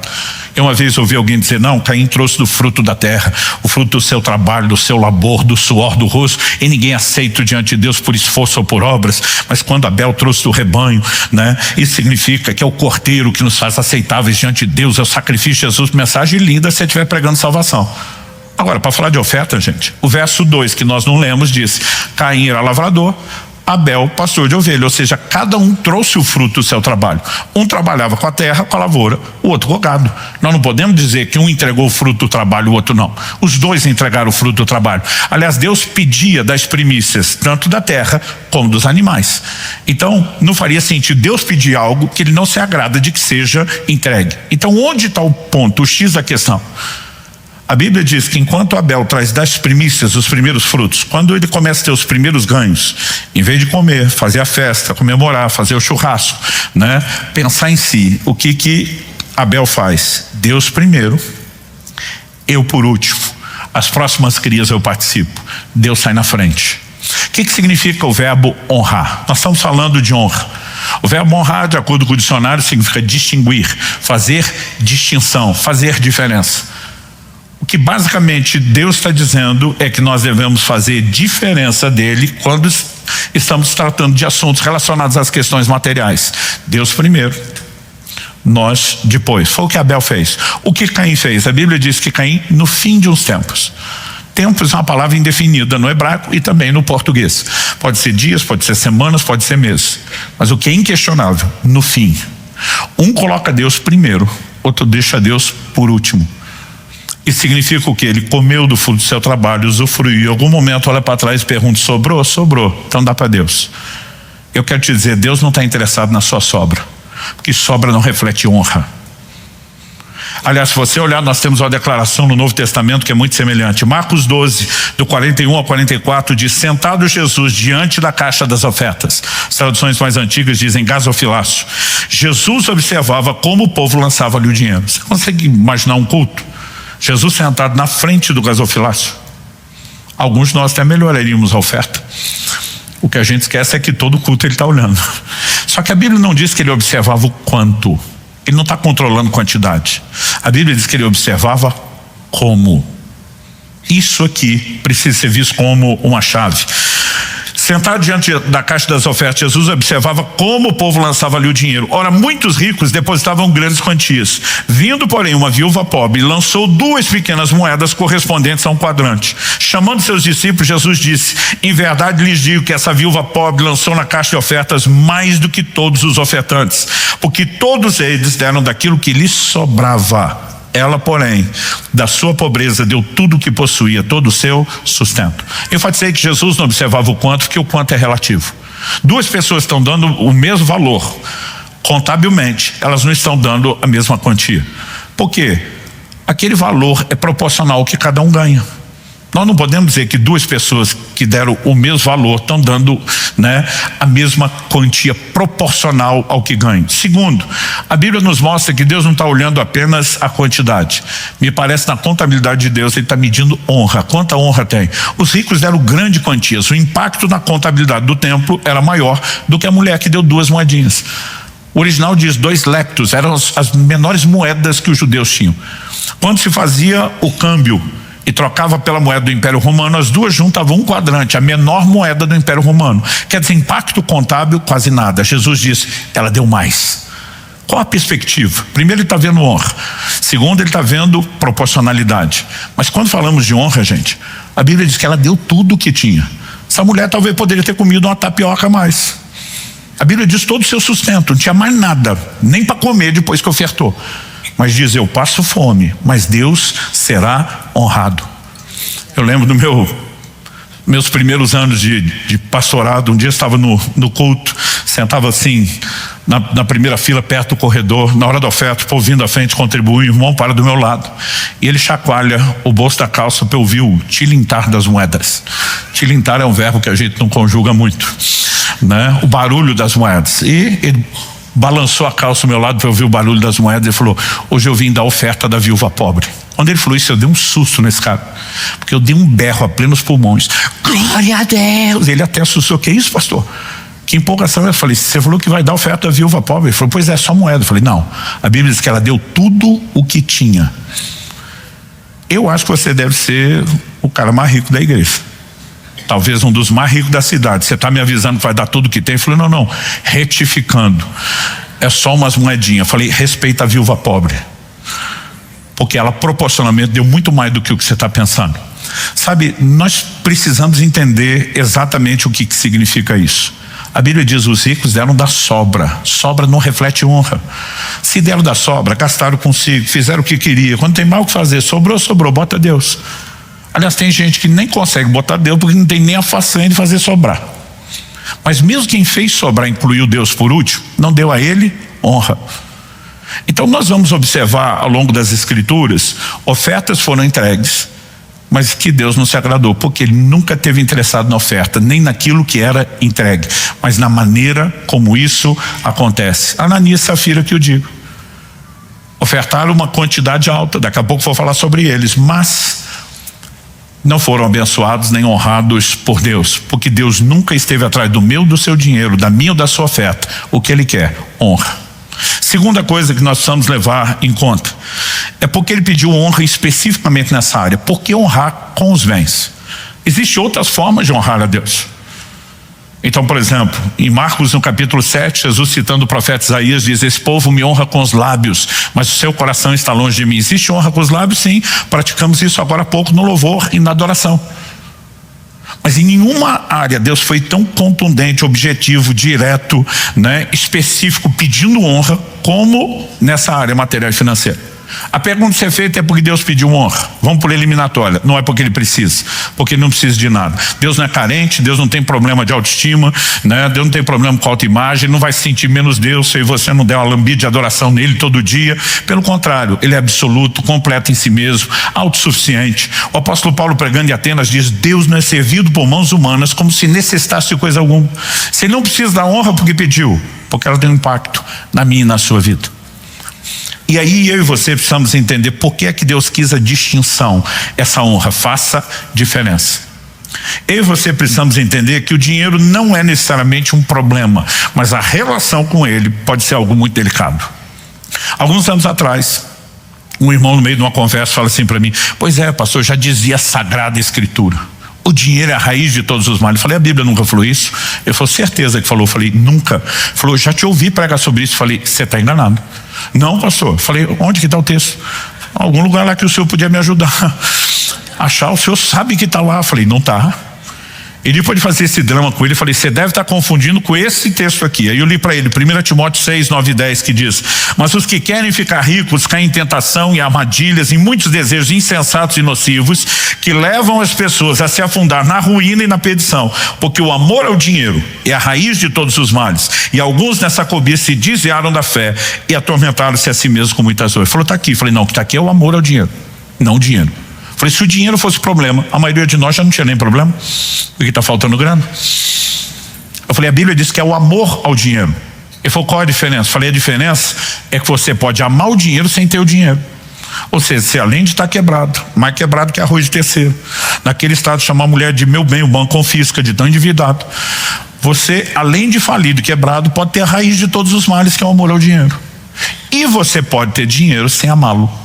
É por isso que o Salmo 62:10 diz, se as vossas riquezas aumentam, não ponhais nelas o coração. Eu ainda era garoto, eu li em algum lugar a frase, o problema não é o crente ter dinheiro, o problema é quando o dinheiro tem o crente. O que significa isso? Os antigos definiam a avareza assim, o avarento não possui as coisas, são as coisas que o possuem. Então, se o coração não estiver preso a ele, nós basicamente entendemos que isso não é um problema. Então, aonde a relação com o dinheiro fica complicada? Quando ele assume um lugar de importância que não deveria ter. E por que isso é complicado? Porque ele vai concorrer com o lugar de importância que Deus deveria ter no nosso coração. Em Mateus, no capítulo 6, no verso 24, Jesus diz, não podeis servir a dois senhores, não podeis servir a Deus e às riquezas. E em outro lugar da Bíblia, nada foi tão claramente chamado de um senhor concorrendo com o senhorio de Deus no nosso coração, como a relação com o dinheiro. Em Colossenses 3:5, o apóstolo Paulo diz que a avareza, o crente quer apegar demais ao que é material, ele diz a avareza é idolatria. Ou seja, o crente que é apegado a isso, ele tem um ídolo, um falso Deus na sua vida, alguém concorrendo com o lugar de Deus. Em Mateus 13, na parábola do semeador, primeiro no verso 7 Jesus dá a alegoria, no 22 ele explica. No 7 ele fala da semente que caiu entre espinhos, e os espinhos cresceram e sufocaram aquela semente que germinou. Ué, se a semente é a palavra, o que é que tem o poder de sufocar? Concorrer a ponto de sufocar a ação da palavra na minha e na sua vida. No verso 22 Jesus explica a alegoria. E ele diz que os espinhos são os cuidados do mundo e a sedução das riquezas. Ou seja, o dinheiro pode concorrer com o lugar de Deus, né? A valorização dele pode competir com o lugar de importância de Deus, ele pode sufocar a ação da palavra de Deus na nossa vida, ele pode ser um ídolo.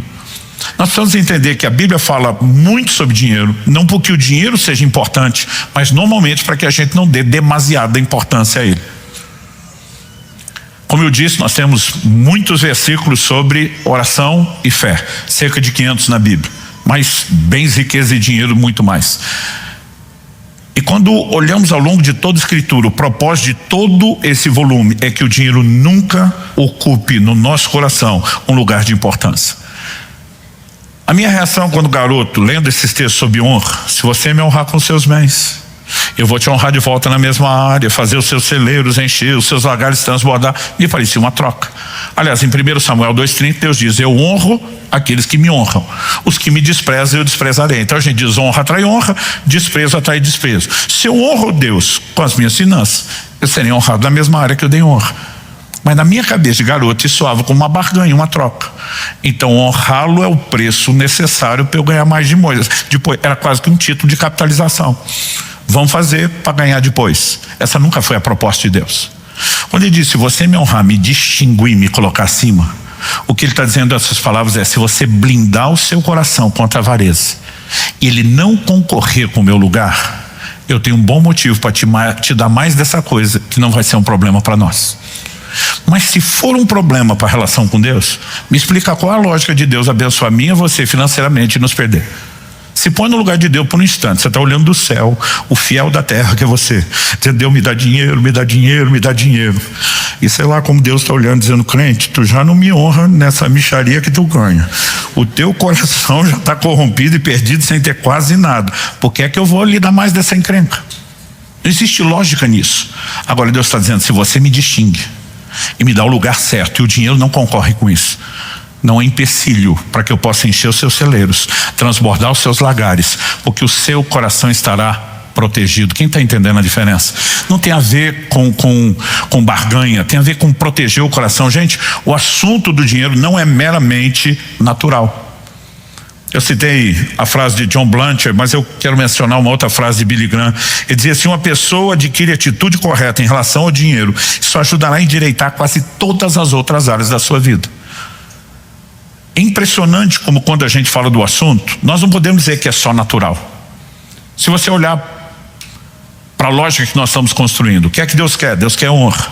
Quando você vê a oferta de Ananias, em Atos capítulo 5, você vê o apóstolo Pedro dizendo a Ananias: porque encheu Satanás seu coração para que você mentisse ao Espírito Santo.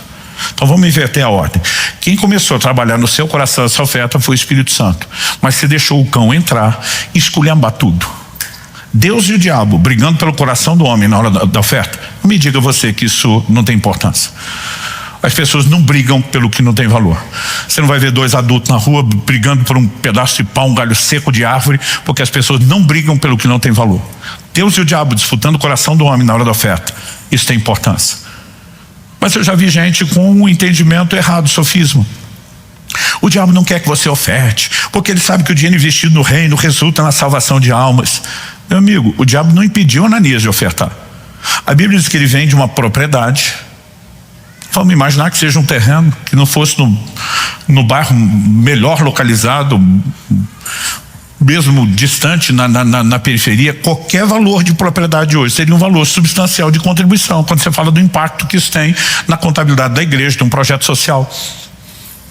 A Bíblia diz que Ananias segurou uma pequena parte, entregou a maioria. Nós não sabemos o percentual, mas a maior parte foi entregue. Ou seja, o diabo não tinha nenhum problema em que Ananias entregasse dinheiro, porque ele sabe que Deus nunca esteve atrás do dinheiro. O que ele queria era só corromper o coração e o processo, porque ele sabia que no final das contas é isso que importa para Deus. Na semana passada, quando falávamos da Páscoa, eu mencionei aquele encontro de Moisés com Faraó. Falei de como isso tipifica a nossa redenção. Faraó é uma figura de Satanás que nos escravizava, né? O povo de Israel sendo tirado do Egito é a figura da nossa redenção. Isso acontece por ocasião da Páscoa. Cristo é chamado de o nosso Cordeiro Pascal. E eu mencionei aqui, quando Moisés vai a Faraó, a mensagem é: deixa meu povo ir para que me adore. Primeira resistência do Faraó, figuração de diabo. Vamos encher o povo de serviço para eles não ter tempo de adorar. O tipo, vamos dissuadir da ideia de adorar. Moisés resiste e diz: praga para cima de tu. Aí quando o negócio fica apertado, ele chama Moisés para uma negociação. Primeira contraproposta: ok, pode adorar, não vou mais me opor, mas adora aqui mesmo no Egito. Moisés disse: não, nós vamos sair do Egito. E eu mencionei aqui uma figura: adoração não é para escravos, é para livres. O Faraó disse: então ninguém adora. E Moisés disse: então mais praga para cima de tu. Daqui a pouco ele cede, chama: tá bom, pode adorar, não precisa ser no Egito, só não vai muito longe. Ele falou: nós vamos onde Deus mandar. Então não vai a lugar nenhum, então praga para cima de tu. Aí daqui a pouco vem a penúltima contraproposta: ok, vocês podem adorar, não precisa ser no Egito nem por perto, mas quem vai? Moisés falou: vai todo mundo. Não, os homens vão, mulheres e crianças, filhos, vai todo mundo. O Faraó diz: não vai ninguém, então praga para cima de tu. E aí eu falei que nós tínhamos uma quarta contraproposta que eu ia falar hoje. Qual é a última contraproposta? Quando as pragas começam a vir depois da terceira, ele chama o Moisés e diz: ok, pode adorar, não precisa ser no Egito nem por perto, vai todo mundo. Aí o Faraó diz assim: mas os rebanhos ficam. Essa é uma hora que você vai ver uma indignação de Moisés que você não viu antes. Eu brinco que se Moisés fosse um carioca da Baixada, a resposta teria sido: o quê? Ele olha e diz: não vai ficar uma unha. Aí se você olha a figura, nós temos o diabo mais ou menos dizendo: não vou impedir de adorar, não vou tentar prender vocês no Egito, que é figura do mundo e do pecado, nem por perto, comprometendo a consagração, nem brigo pelas famílias, são as áreas que ele mais ataca, desde que eu impeça vocês de adorar a Deus com seus bens. Você vai me dizer que isso não é importante? É a mais sutil de todas as propostas. E dizer, eu nem preciso brigar na área que eu tento prender todo mundo, porque se eu impedir vocês de adorar a Deus com os bens, eu consegui roubar algo importante que Deus espera de vocês. Quando Jesus chega nesse mundo, nós temos adoração com música, assim, um coral de anjos é visto pelos pastores no campo, cantando glória a Deus nas alturas, paz na terra aos homens é aquele que é bem. Eu brinco que eu pagaria qualquer valor de ingresso para ver um espetáculo desse. Deve ter sido uma cena maravilhosa. Mas foi a única adoração que Jesus recebeu? Não. Os reis magos vêm trazendo ouro, incenso, mirra, a adoração com os bens está lá. Isso é algo tão sério no reino espiritual, gente, tão sério. E eu não estou falando só no reino de Deus, que mesmo quando falamos de outras práticas, você não vai ver um despacho de uma encruzilhada sem oferenda. Existe alguma coisa a respeito dos bens que você precisamos entender, não tem a ver com o dinheiro, tem a ver com uma declaração do apego e de importância. E Deus sabe exatamente por que Ele nos chama a um lugar de regular no nosso coração. Essas coisas jamais concorrerão com o lugar de importância que Ele tem na nossa vida. Nós precisamos entender que no final das contas não se trata de oferta, não se trata meramente de dinheiro, mas sim de uma questão de honra. Terceiro e último lugar na nossa reflexão, o que importa é a expressão do coração. E você precisamos entender que por mais que hajam projetos nobres que justificam o nosso investimento, esse não deveria ser, o motivo pelo qual eu e você contribuímos. Eu várias vezes tentei me colocar no lugar daquele povo de Malaquias 1. Por que ele estava entregando o animal coxo, o doente, o cego, o manco, aquele que estava ali avariado? E várias vezes eu fiquei me perguntando, se fosse um bando de desviado que não tivesse nem querendo saber de Deus, nem ofertando estavam. Mas o padrão da lei de Moisés era muito claro. Deus dizia, tem que ser um animal perfeito. Para Deus a gente faz o melhor. Evidentemente que já falamos que ao expressar honra nessa área temos uma mensagem. Mas a pergunta é, por que esse povo estava negociando? Eles não estão no extremo de não fazer nada para Deus, mas também não estavam oferecendo o melhor. Eu gosto de ler a Bíblia contextualizando, tentando me colocar lá dentro da história, do lugar, mas na perspectiva histórica. E não quero ter ousadia de dizer que esse é simplesmente a única leitura que pode ser feita, mas honestamente até hoje eu não consegui achar nada muito satisfatório diferente disso. O que levaria esse povo a entregar um animal que não estava à altura do que Deus esperava? E eu comecei a me questionar, o que é que virava a oferta do sacrifício no modelo do Antigo Testamento? Churrasco, gente. Era assim que terminava o culto a Deus, churrasco. Um animal era morto pelo sacerdote, esfolado, cortado, temperado com sal, queimado no altar, que era uma churrasqueira com grelha e tudo. A gordura queimada era parte de Deus. E a carne queimada era comida por quem? Uma pequena porção pelo sacerdote e a sua família, o restante pela oferta, pela família de quem ofertava. Quando 1 Samuel capítulo 1 fala que Eucana, o pai de Samuel, dava porção dobrada a Ana, que porção dobrada você acha que é aquilo? É da carne assada. Não, eu dividia a picanha, o dobro para a tua Ana. Era literalmente isso, eles comiam a carne diante de Deus. Aí eu começo a pensar, esse povo deve ter começado a focar só no que vai ser feito com a oferta, vai virar churrasco. Na hora que você pensa só no que vai ser feito com a oferta, qual a diferença de você entregar o animal perfeito ou o cego? Se imagina, já que está perto da hora do almoço, você comendo um pedaço de picanha. A gente fala, parece que ela aparece na frente da gente. Aí você corta, põe aquilo na boca. Que maravilha. Pena que o bichinho era cego. Gente, eu já tive superpoderes no paladar, mas não dá para provar um pedaço de carne e dizer se o bicho era míope, cego, enxergava direito. Não muda se você falar, daquele tipo de animal, como por exemplo o manco, a Bíblia usa outras expressões quando fala dos animais que eles entregavam. Existia aquele que era o que havia sido atacado pelo animal, vamos falar por exemplo pelo lobo, e o pastor conseguia salvar a presa, ele ficava meio avariado. Você falar o manco, esse, você pode dizer, vai alterar o gosto da carne. Talvez o pernil desse lado não está tão macio quanto do outro. Mas o cego, gente, não faz a menor diferença.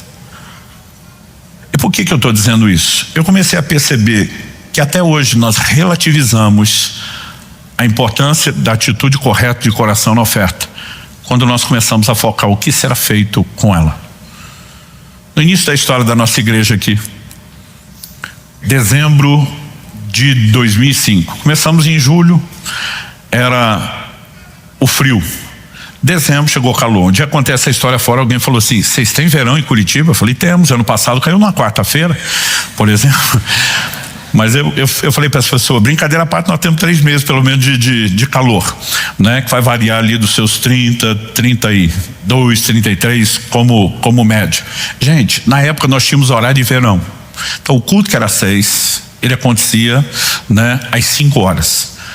O nosso auditório tinha um telhado de zinco, né? Com aquelas tesouras de metal, a gente não tinha forro. Aquilo, quando chegava às 5 horas da tarde, a gente abria o espaço para usar, era uma sauna, abafado que só, né? Eu lembro que a gente abria as poucas janelas que tinha, botamos ventilador, mas era um calor insuportável nessa época. Era o nosso primeiro verão. E aí um dia, na hora do culto, eu falo assim: gente, nós vamos ter que fechar essas janelas para isolar a saída de som por causa dos vizinhos. Ninguém merece ser vizinho da igreja, nem eu queria ser vizinho da minha. Falei: nós temos que respeitar esse povo, vamos ter que isolar a saída de som.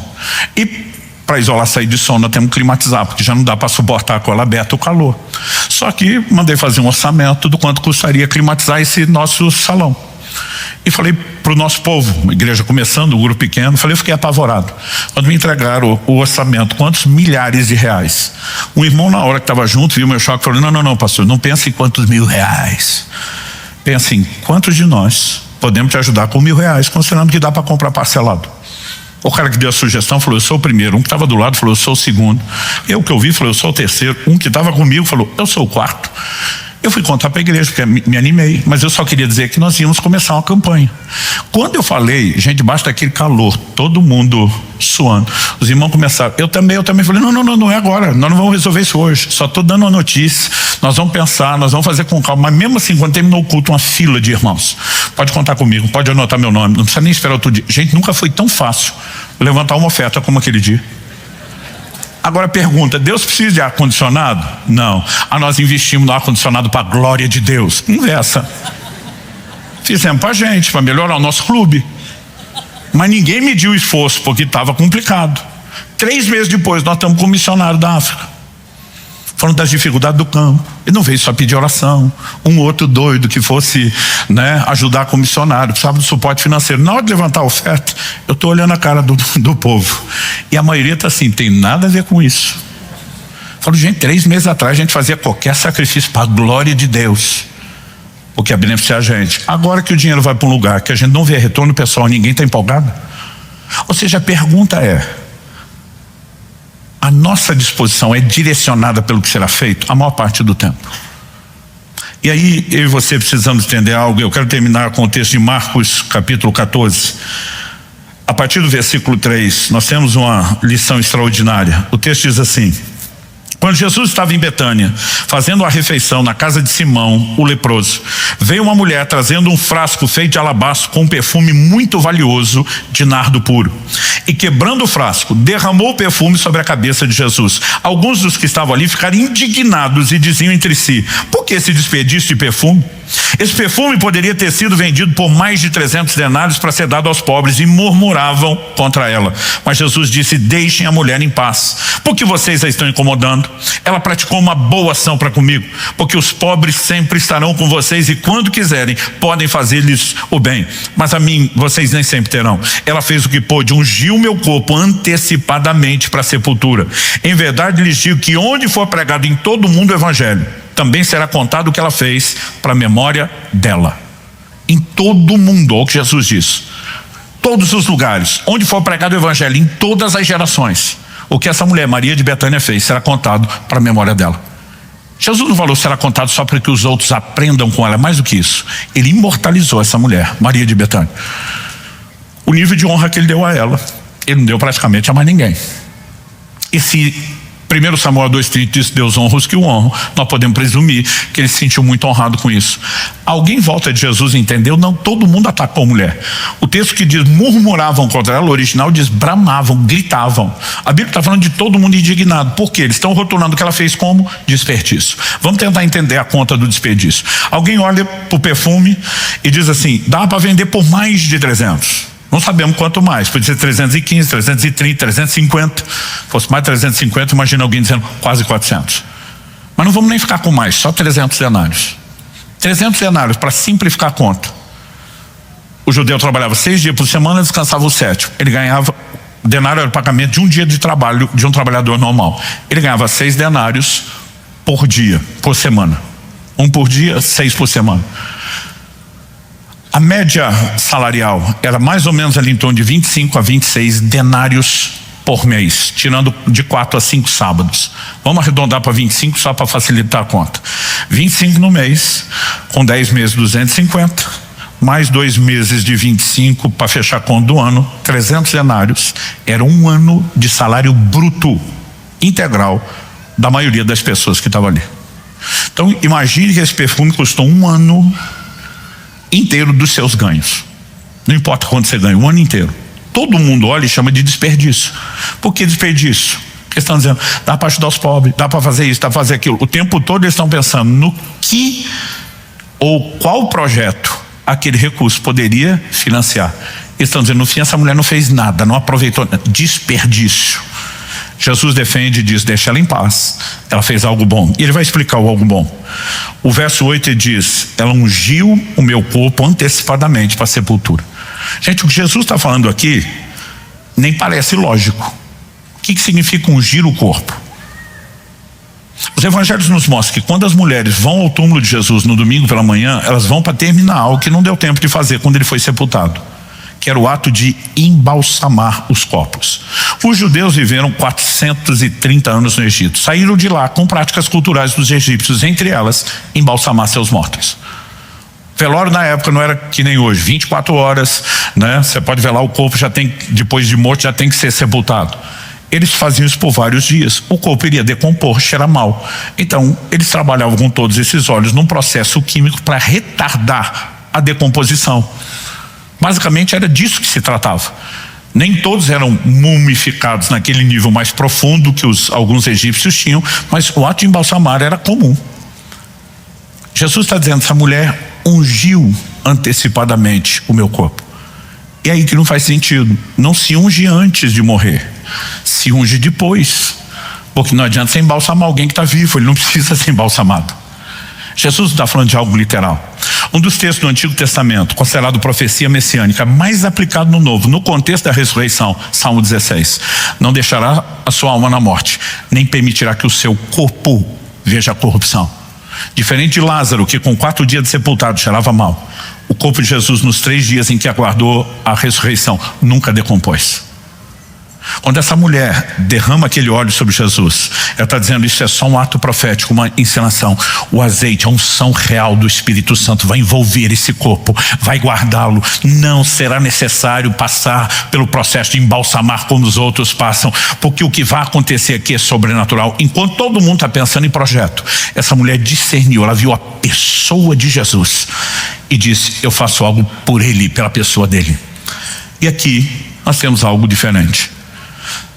Eu tenho aprendido ao longo do tempo, é lógico que Deus pode tocar o coração de pessoas para apoiar projetos de uma maneira que ela não sentiu em relação ao outro. Eu não estou dizendo que projetos não devam ser apoiados e que alguns não parecem ser mais nobres do que outros, mas eu estou dizendo que nós precisamos ter um coração que não é voltado a projetos, que enxergue a pessoa que nós queremos honrar. E normalmente a ideia é: eu coloco Deus acima e o dinheiro abaixo. Quando era garoto, eu lia no livro do Apocalipse que as ruas da Nova Jerusalém lá no céu vão ser de ouro. Gente, eu ativava dentro de mim um modo de ostentação. Eu não sei porque eu me imaginava andando descalço para sentir o geladinho do chão de ouro no pé. Eu tive uma infância simples financeiramente, que é o jeito bonito da gente substituir a palavra pobre. E de alguma forma, quando eu li aquilo na Bíblia, gente, eu me sentia vingado. Eu ficava imaginando: um dia eu vou andar, e eu me imaginava assim, peito estufado, cabeça erguida, descalço, sentindo geladinho, pensando: se um dia fui pobre, não me lembro. Para mim, eu sonhava se vai ser o dia da vingança.